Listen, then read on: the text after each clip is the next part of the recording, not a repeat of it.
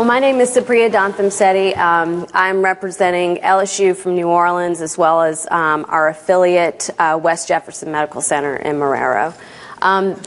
My presentation is entitled Recurrent Pituitary Granular Cell Tumor, a Case with Rare Immunohistochemical Findings. And I, like my colleagues, have nothing to disclose. And so the goal here is to present a rare case of recurrent pituitary granular cell tumor. The objectives are to identify pituitary granular cell tumor as a rare, poorly understood entity, to describe classic histologic and immunostaining patterns of the pituitary granular cell tumor, and to recognize alternative staining patterns and differential diagnoses for the recurrent pituitary granular cell tumor. So this is a case of a 63-year-old female who was referred to neurosurgery for progressive visual loss. The MRI showed a 3.7 centimeter mass extending from the sella to the suprasellar region, compressing the optic chiasm, and preoperative labs revealed an elevated prolactin. So frozen and fixed paraffin sections of the tumor revealed sheets of polygonal cells and with brightly eosinophilic granular cytoplasm with uniform rounded nuclei, as represented in panel 1. The tumor showed PAS positive diastase resistant granules. Immunohistochemical stains were positive for S100 as shown in panel 2, and negative for GFAP, keratin, chromogranin, and synaptophysin. So these findings were consistent with a diagnosis of pituitary granular cell tumor.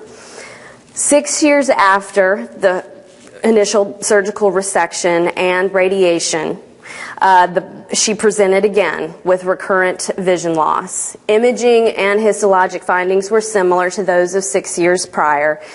Immunostaining this time, however, for S100 was negative, as represented in panel 3.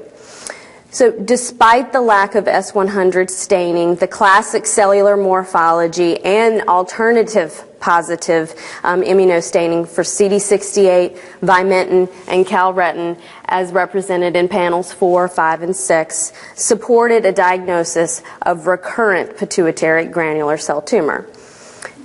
Post-operatively, her visual symptoms improved, and she is followed as an outpatient by endocrinology. So, pituitary granular cell tumors are rare, poorly understood entities. There have been only about 60 cases reported in the literature.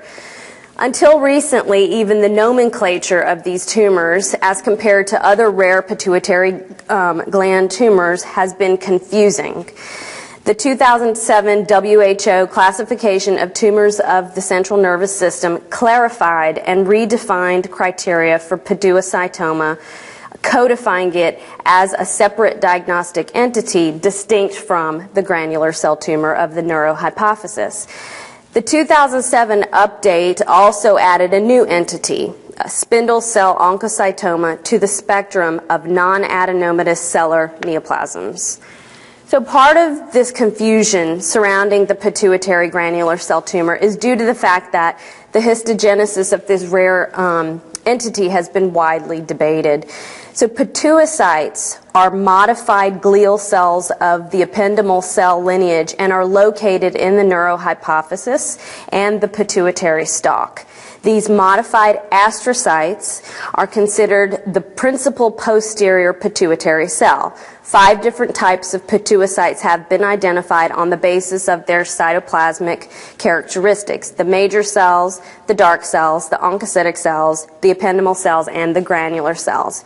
So it has been postulated that pituitary granular cell tumors arise from granular cell pituocytes.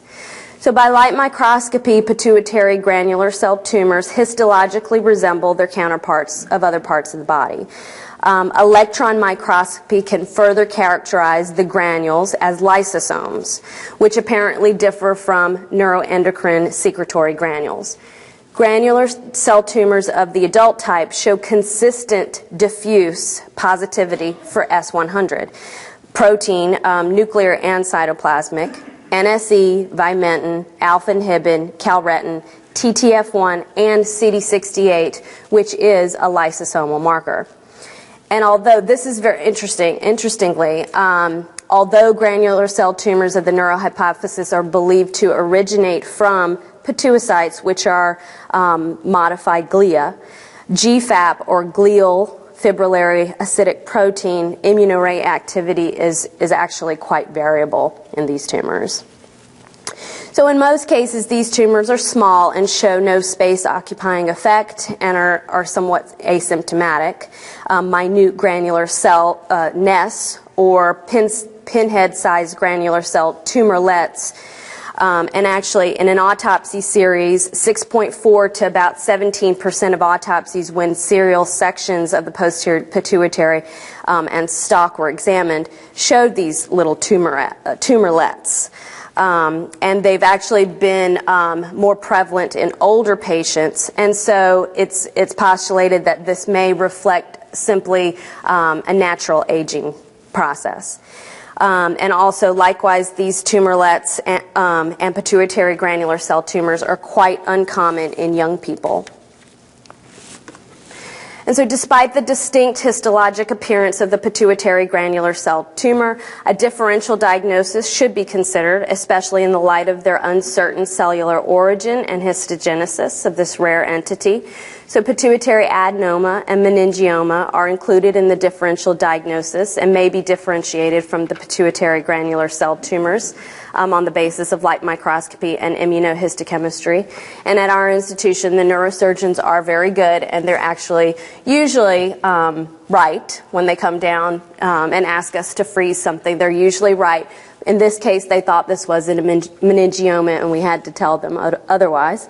And also in the differential, you would add a pituocytoma and a spindle cell oncocytoma. And although very rare, atypical and malignant pituitary granular cell tumors should also be considered in the differential, as well as metastasis. Metastases to the pituitary are most frequent from the breast, lung, and prostate. So here we experienced a rare case of recurrent pituitary granular cell tumor. With the classic histologic findings, we had a low suspicion for metastasis or other entities. Because of the negative S100 stain, the possibility of an eosinophilic pituitary adenoma prompted further stains. And dedifferentiation of the recurrent tumor was also considered as a possibility for the loss of S100 marker. So the diagnosis of recurrent pituitary granular cell tumor was confirmed with the alternative stains for CD68, vimentin, and calretin.